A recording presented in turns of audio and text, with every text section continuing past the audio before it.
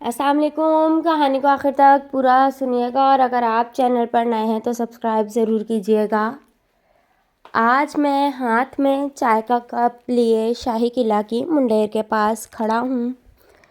मेरे सामने बाज़ार हुस्न की बारौनक गलियाँ हैं और मेरा जहन 22 दिसंबर 2015 की एक हसीन शाम को सोच रहा है। 22 दिसंबर 2016 की ठंडी शाम के वक्त हाथों में चाय का कप, कपड़े सर्दी से लुत्फ़अंदोज़ हो रहे थे।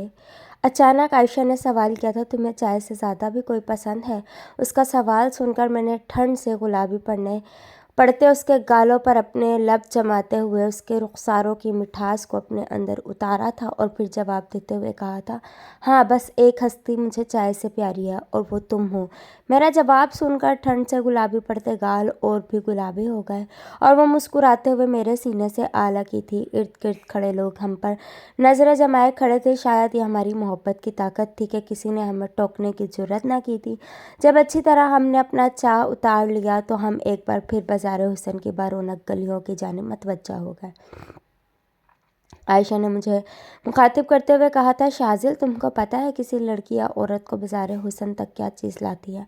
ऐसा गैर मुतवक्का सवाल पर मैं ज़रा बौखला सा गया था और बहुत सोचने के बाद भी जवाब नहीं दे पाया था। फिर मैंने यही सवाल अपनी महबूबा आयशा मलिक से पूछा था, जो उसने झट से जवाब दिया, मिस्टर शाजिल, किसी भी शरीफ घर की औरत को बाज़ार हुस्न में उसकी वफ़ा लाती है। आयशा मलिक का जवाब सुनकर न जाने क्यों उसके हाथों पर मेरी गिरफ्त मजबूत हो गई थी। मैं उसके जवाब का मतलब तो नहीं समझ पाया था, मगर इतना जान लिया था कि कहीं ना कहीं इस रिश्ते में झोल ज़रूर है जो दरार बनकर उसके टूटने की वजह बन सकता है। ये पहला मौका था कि मेरी पसंद की चाय मुझे बदमज़ा लगने लगी थी और मैंने कप समेत चाय को शाही किले के मुंडेर से नीचे फेंक दिया था। गो कि मेरी महबूबा जब भी मेरे साथ आती थी घर से मेरे लिए चाय ज़रूर बना कर लाती थी, क्योंकि उसे मेरी पसंद का पता था, बल्कि दरहकीकत वही मेरी पसंद थी। आज जब मैंने चाय के साथ साथ कप भी ज़मीन पर दे मारा था तो वह हैरत से मेरे चेहरे की तरफ देख रही थी और उसका हाथ पकड़कर शाही किले के दूसरे कोने की तरफ चल दिया था, जहाँ से मीनार पाकिस्तान नज़र आ रहा था। आयशा मलिक मुझे अक्सर कहती थी, शाजिल, मैं चाहती हूँ कि हम लोग शादी के बाद इस शाही किले में रहें। कितना अच्छा लगेगा ना, जहाँ कभी मुग़ल बादशाह और शहज़ादे शहज़ादियाँ रहते थे। अगर अब हम वहाँ रहेंगे तो आप बादशाह होंगे, मैं मलिका और हमारे बच्चे शहज़ादे शहज़ादियाँ। बच्चों की बात करते हुए वो शर्मा कर नज़रें झुका गई और उसकी गहरी आंखों से मेरे लिए मोहब्बत झलक रही थी, मगर मैं आंखों से झलकती मोहब्बत के पीछे देख रहा था।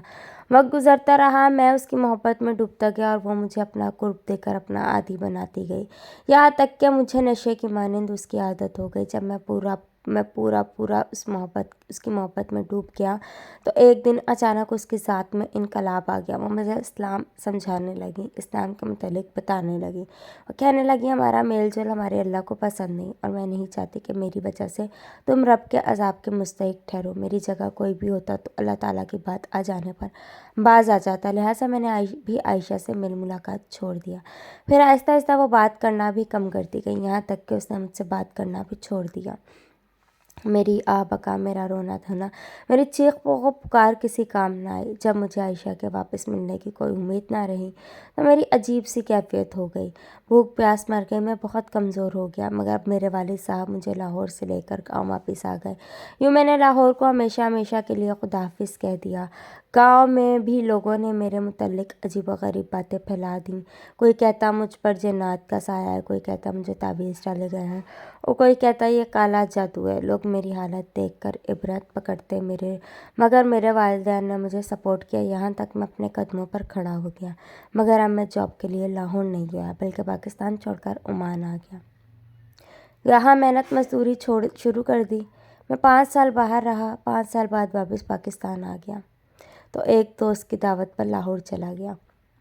मैंने दोस्त की मोटरसाइकिल पकड़ी, लाहौर बल्कि शाही किले घूमने आ गया। जब मैं शाही किले में पहुंचा, असर की अजान हो रही थी। बादशाही मस्जिद में नमाज असर अदा की और किले की मुंडेर पर आ पहुंचा। मैंने चाय का कप ख़रीदा और चाय का सिप लेते हुए माजी में खो गया। अचानक मेरे दोस्त की कॉल आ गई, जिसने मुझे दावत दी थी। मैंने उसको लोकेशन बताई। वो आधे घंटे बाद मेरे पहलू में खड़ा था।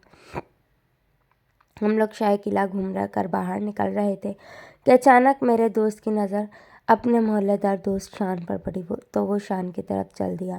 میں بھی اس کے ساتھ ہو لیا، مگر جب ہم وہاں پہنچے تو زندگی کا اذیت ناک ترین لمحہ دیکھا کہ عائشہ نیم برہنہ حالت میں اس کی گود میں بیٹھی تھی۔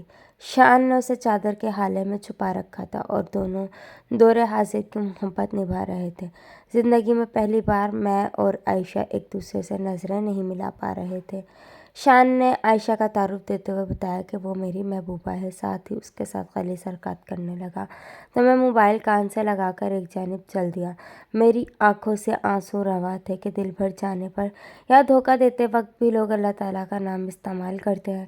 رات کو جب نماز عشاء کے بعد شان سے ملاقات ہوئی تو دل کے ہاتھوں مجبور عائشہ کے متعلق پوچھا۔ شان نے بتایا کہ عائشہ اور 2-3 سال سے رابطے میں ہے۔ اس دوران اس کے سارے دوست محبت کے نام پر عائشہ کو استعمال کر چکے ہیں، یہاں تک جس دوست نے مجھے دعوت دے رکھی تھی، عائشہ شان سے اپنی محبت ثابت کرنے کی خاطر اس کے بستر کی بھی زینت بن چکی ہے۔ سب سے حیرت والی بات یہ تھی کہ بقول شان کے عائشہ محبت کو ماننے والے فرقے سے تعلق نہیں رکھتی۔ وہ دولت کی پجارن ہے۔ اسے شان نے نہیں بلکہ شان کے امپورٹڈ اور برانڈڈ کپڑوں اور اشیاء نے متاثر کیا۔ شان کی جدید ماڈل کی گاڑی اور فارم ہاؤس نے متاثر کیا۔ شان کہتا ہے کہ عائشہ میرے علاوہ بھی فقط شاپنگ کی خاطر میرے دوستوں سے استعمال ہوئی۔ شان ابھی عائشہ کی مزید حقیقت بیان کرنا چاہتا تھا، مگر مجھ میں سننے کا حوصلہ نہیں تھا، لہٰذا میں وہاں سے اٹھا، اوبر پر گاڑی منگوانی اور اپنے پرانے ہاسٹل آ گیا جہاں دوران تعلیم رہائش پذیر تھا۔ رات وہاں گزاری اور سب یہ سوچتے ہوئے واپس چل دیا کہ عورت کو کوٹھے پر فقط وفا نہیں، ہوس بٹھاتی ہے۔ وفا کے بعد بے وفائی ملنے پر کوٹھے پر بیٹھے مرد کسی بازار حسن میں آج شاذل سعید کا نام بھی گونج رہا ہوتا۔ اس پر الزام تھا بد کردار ہونے کا، گواہ سارا سسرال بھی نہ بیٹھا تھا۔ غیرت مند شوہر اسے بدترین تشدد کا نشانہ بنا رہا تھا اور وہ ہوش و حواس سے بیگانہ ہو چکی تھی۔ شاید اس کے جسم کی تکلیف سہنے کی حد ختم ہو چکی تھی، مگر ظالموں کو کوئی ترس نہ آ رہا تھا۔ جب تک وہ ہوش میں تھی وہ التجائیں کرتی رہی، میرے سر پر قرآن رکھ کر قسم لے لے، اگر پھر بھی یقین نہیں تو مجھے طلاق دے دے، مگر مجھ پر تشدد نہ کرے۔ افسوس کہ وہاں تماشائی تھے سب، کس نے اس کی التجا سننی تھی۔ یہ کہانی ہے نوشین بلوچ کی۔ نوشین کا تعلق بلوچستان کے ایک پسماندہ گاؤں سے تھا۔ والدین کی اکلوتی اولاد تھی، بہت ہی ناز و نام میں پلی بڑھی اور کالج تک تعلیم حاصل کر رکھی تھی۔ گو کہ پاکستان کی تعلیم یافتہ لوگوں کے لیے ایف کوئی خاص تعلیم نہ تھی، مگر بلوچستان کے اس پسماندہ گاؤں بلکہ گرد و نواح کے 4-5 گاؤں میں بھی اتنی پڑھی لکھی اور کوئی لڑکیاں نہ تھیں، شاید ہی کسی اور کی لڑکی نے پرائمری پاس کر رکھا تھا، ورنہ نہیں زیادہ تر بلوچستان کے رسم و رواج کے مطابق لوگ بیٹیوں کے تعلیم کے خلاف تھے۔ نوشین کے والدین نے معاشرے کے روایات کے برعکس جا کر لوگوں کو بتایا تھا کہ تعلیم پر بیٹی اور بیٹے کا برابر حق ہوتا ہے۔ نوشین سن بلوغت کو پہنچی تو اس کے والدین نے نکاح کر کے گھر سے رخصت کر دیا، مگر شاید وہ اپنے داماد کو پہچاننے میں غلطی کر گئے تھے۔ ان کا داماد بالکل ان پڑھ تھا اور اسے نوشین کے پڑھا لکھا ہونے کا قلق تھا۔ اندر ہی اندر وہ اپنی بیوی سے حسد رکھتا تھا اور منہ پر کوئی اور بات دے کر اسے سزا دیتا تو نوشین ایک خالصتاً مشرقی اور بلوچستان کے قبائل کی عورت تھی، لہٰذا وہ شوہر کے سامنے چپ چاپ سر جھکائے رکھتی، گھر بچانے کی خاطر کبھی والدین سے بھی اپنے دکھوں کا ذکر نہ کرتی، یہاں تک کہ شوہر کے ہاتھوں تشدد کا نشانہ بننے کے بعد وہ کئی راتوں تک بستر پر لیٹنے کے قابل بھی نہ رہتی تھی، مگر اس کے باوجود کبھی اس کے شوہر کے دل میں خوف خدا نہیں آیا تھا۔ آج پڑوس کی ایک عورت اپنا موبائل لے کر نوشین کے پاس آئی تھی، جسے ہیلپ لائن پر کال کر کے کچھ معلومات لینی تھیں۔ چونکہ اسے اردو میں بات کرنا نہیں آتی تھی، لہٰذا اس نے نوشین سے مدد طلب کی اور نوشین نے ہیلپ لائن پر کال کی تو دفتر میں بیٹھے کسی مرد سہولت کار نے معلومات دینے کے لیے کال اٹھائی۔ نوشین اس سے متعلقہ معلومات لے رہی تھی کہ اس کا شوہر بھی پہنچ گیا۔ شوہر نے جب بیوی کو کسی مرد سے بات کرتے دیکھا تو اپنے سارے گھر والوں کو بلا لیا اور نوشین پر الزام لگا دیا کہ اس کے کسی لڑکی سے ناجائز تعلقات ہیں۔ نوشین کی لاکھ صفائیاں اور پڑوسی عورت کی ٹھوس گواہی بھی کسی کام نہ آئی، بلکہ پڑوسی عورت پر پیغام رسانی کا الزام لگ گیا اور نوشین کے شوہر نے اسے پیٹنا شروع کر دیا۔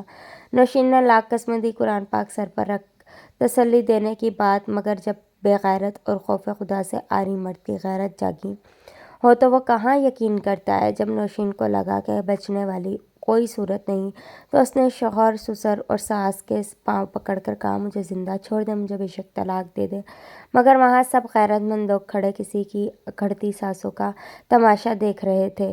پڑوسی عورت بھی اپنی جان بچا کر بھاگ نکلی تھی، لہٰذا نوشین کی ایک نہ سنی گئی اور ڈنڈوں کی مدد سے مار مار کر جان سے مار دیا گیا۔ مر جانے کے بعد بھی اسے تشدد کا نشانہ بنایا جاتا رہا اور کہا جاتا رہا کہ یہ زندہ ہے، جان بوجھ کر ڈرامہ کر رہی ہے، ابھی اس کا یار آ کر بلائے گا تو فوراً بھاگ کر اس کے پاس چلی جائے گی۔ کاش میں سمجھ جاتے کہ اب تو اس کی روح بھی پرواز کر چکی ہے، اب تو ہم چھوڑ دیں، مگر نہیں چھوڑا، یہاں تک کہ سب نے باری باری مردہ جسم پر اپنا غصہ نہ اتار لیا۔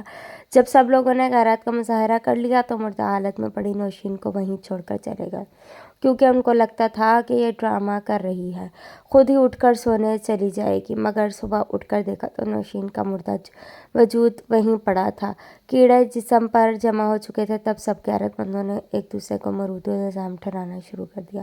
کسی نے نوشین کے والدین کو اطلاع دی تھی، جو پولیس کے ساتھ آئے اور نوشین کی لاش لے گئے۔ قانونی تقاضوں کو پورا کرنے کے بعد نوشین کی لاش کو دفنا دیا گیا۔ جب پولیس نے قاتلوں سے مٹھی گرم کے وڈیرے کے حکم پر انہیں فرار کروا دیا، ایک عرصہ بعد کسی نے ایک دن پولیس آفیسر کے سامنے نوشین کے والدین پیش ہوئے تو اس افسر نے نوشین کے قاتلوں کو گرفتار کر کے جیل بھجوا دیا، مگر وہاں سے بھی سب بری ہو گئے۔ البتہ نوشین کے شوہر کو عمر قید کی سزا سنا دی گئی۔ یقیناً اسے بھی کسی بڑی عدالت سے معافی مل جائے گی، کیونکہ نوشین کسی وڈیرے یا جاگیردار کی بیٹی نہ تھی۔ ایک ڈاکو جو ہندو عورت کی وجہ سے راہ ہدایت پر آ گیا۔ ایک صاحب کراچی سے اپنا واقعہ سناتے ہوئے کہتے ہیں کہ میرا تعلق کراچی کے علاقے ناظم آباد سے تھا۔ میں کراچی کی ایک بڑی سیاسی جماعت سے وابستہ تھا۔ وہ سیاسی جماعت بظاہر سیاسی جماعت تھی، مگر حقیقتاً ظلم و بربریت کی انتہا کرتی تھی۔ لوگ اس کو ووٹ اس کی اچھائی کی وجہ سے نہیں، اس کی دہشت کی وجہ سے دیتے تھے۔ میں نے خود نہ جانے کتنے لوگوں کو اس بات کی سزا دی تھی کہ انہوں نے میری اس سیاسی جماعت کو ووٹ نہیں کیا تھا۔ بہت سارے لوگ ایسے بھی تھے جو ووٹ دینے کے باوجود سزا کے مستحق ٹھہرتے تھے، کیونکہ ان کے پاس بھتہ دینے کے لیے رقم نہیں ہوتی تھی، اور مجھ جیسے سیاسی جماعت کے پالتو یہیں تک اتفاق نہیں کرتے تھے، بلکہ وہ لوگوں سے ان کی محنت کا کمایا ہوا رزق کے حلال بھی چھین لیتے تھے، اور میں بھی ان لوگوں میں سے ایک تھا جو یہ سب کچھ کرتا تھا۔ ظلم کی انتہا یہ تھی کہ بربریت کے سامنے بولنے والے ہر شخص کو نشان عبرت بنایا جاتا تھا، اور قانون کچھ نہیں بگاڑ سکتا تھا۔ مجھ سے بہت سارے گناہ ہوئے، ان کی تفصیل یہاں نہیں بتا سکتا۔ پھر میری ایک واردات نے میری زندگی بدل دی۔ ہوا کچھ کہ ایک بار کراچی کے مشہور بازار میں ہم لوگ واردات کی غرض سے کھڑے تھے اور اپنا شکار تلاش کر رہے تھے۔ اسی دوران ہماری نظر دو خواتین پر پڑی جو بظاہر ماں بیٹی نظر آ رہی تھیں۔ ماتھے پر تلک کا نشان تھا۔ بڑی عمر کی عورت کی مانگ میں سندور تھا، جس سے ظاہر ہوتا تھا کہ وہ مذہباً ہندو ہیں۔ انہوں نے بہت ساری شاپنگ کر رکھی تھی اور ابھی ایک سونار کی دکان میں داخل ہو گئی تھی۔ میں نے اپنے ساتھیوں کو حکم دیا کہ آج ان دو عورتوں کو ہی اپنا شکار بنانا ہے، لہٰذا ہم لوگ ان کے باہر نکلنے کا انتظار کرنے لگے۔ جو ہی وہ لوگ باہر نکلے، ہم نے ان پر اسلحہ تان لیا اور ان سے سب کچھ چھیننے لگے۔ اسی دوران بڑی عمر کی عورت نے اپنی بیٹی کو مخاطب کرتے ہوئے کہا، بیٹا یہ سب کچھ انہیں دے دیں، تم اپنا معاملہ اللہ پر چھوڑ دو، ان کو اللہ تعالیٰ سزا دے گا۔ اپنی ماں کی بات سن کر لڑکی نے مزاحمت کرنا بند کر دیا۔ ہم لوگ ان سے مال چھیننے لگے اور لڑکی نے اپنی ماں سے مخاطب ہوتے ہوئے کہا کہ اماں، اللہ تعالیٰ تو ان کا خدا ہے نا، وہ ان کو کیوں سزا دے گا، ان کا اللہ تو ان کے ساتھ ہی ہوگا نا۔ نوجوان لڑکی کی بات سن کر نہ جانے کیوں میرے ہاتھ ساکت ہو گئے اور میں بڑی عمر کی عورت کے جواب کا انتظار کرنے لگا۔ اپنی بیٹی کی بات سن کر وہ عورت رو پڑی اور روتے ہوئے کہا، بیٹا خدا کسی بھی مذہب کا ہو، وہ ظالم کے ساتھ تو نہیں ہوگا، نہ یہ لوگ ظلم کر رہے ہیں، خدا ان کا ہو یا ہمارا، وہ ان کو سزا ضرور دے گا، کیونکہ خدا کبھی ظالموں کے ساتھ نہیں ہوتا۔ عورت کی بات سن اور ہندو ہونے کے باوجود اللہ تعالیٰ پر اتنا یقین ہونے کا سن کر میں اندر تک لرز کر رہ گیا۔ میں نے اپنے دوستوں کو ان خواتین کا سامان واپس کرنے کا کہا، مگر انہوں نے میری بات نہ مانی۔ یوں میری اور ان کی راہیں ہمیشہ کے لیے جدا ہو گئیں۔ میں نے اس کے بعد اس سیاسی جماعت کے لیے کبھی کام نہیں کیا اور اپنی محنت مزدوری شروع کر دی۔ پارٹی چھوڑنے کے جرم میں مجھے طرح طرح کی سزائیں دی گئیں، پولیس سے تشدد کروایا گیا، مگر میں اپنے فیصلے پر قائم رہا، یہاں تک کہ میں نے اللہ تعالیٰ کی راہ میں تبلیغ پر جانا شروع کر دیا تاکہ کراچی سے باہر رہوں اور پولیس تشدد سے محفوظ رہوں۔ میں آج بھی تبلیغی جماعت کے ہمراہ آزاد کشمیر میں ہوں، اللہ تعالیٰ سے ہر وقت اپنے گناہوں کی معافی مانگتا رہتا ہوں۔ میرے وہ تمام دوست عبرتناک موت مر چکے ہیں اور مجھے افسوس ہے کہ وہ جیتے جی راہ ہدایت کی طرف نہیں پلٹ سکے۔ مجھے یہ نہیں معلوم کہ مجھے اللہ تعالیٰ کے حضور معافی ملی یا نہیں، مگر میرا دل مسجد کے آتے میں بہت مطمئن رہتا ہے۔ میں اپنے دوستوں کی مغفرت کے لیے دعا کرتا ہوں، مگر دعا کرتے وقت میرے ذہن میں قرآن پاک کی یہ آیت آ جاتی ہے کہ مفہوم ان کے دلوں پر مہریں لگ چکی ہیں۔ اللہ حافظ۔